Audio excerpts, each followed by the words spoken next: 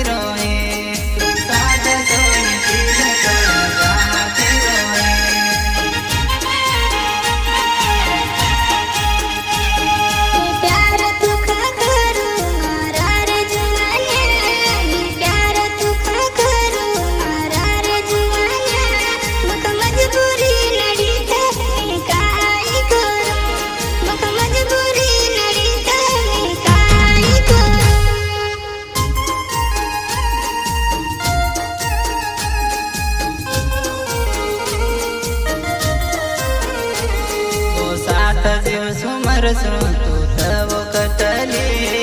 सात दिवस मरसो तू तव कटले तू मखा ओरडावीन जाती रोहे तू मखा ओरडावीन जाती रोहे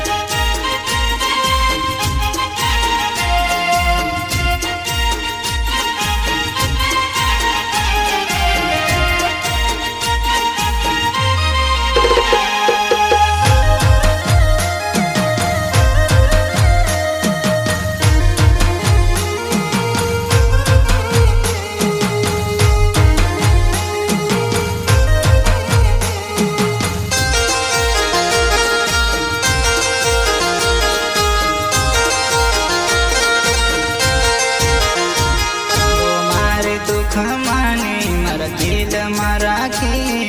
मारे दुख माने मर दिल मराखे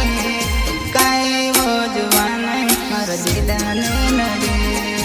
काय वो जुवान मर दिल नडे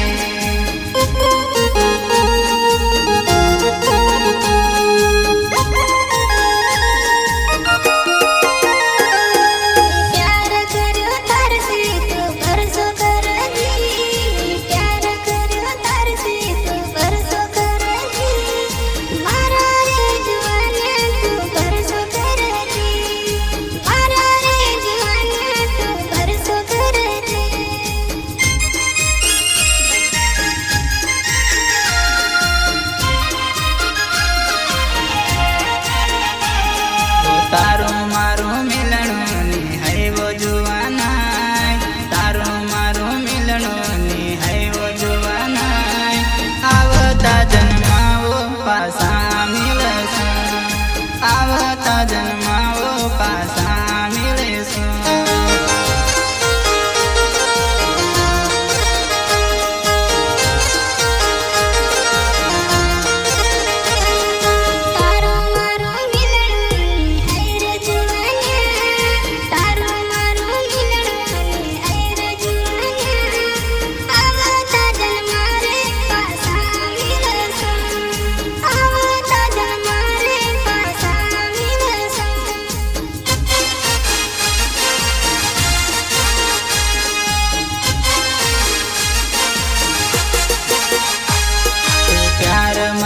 करे न भूल गई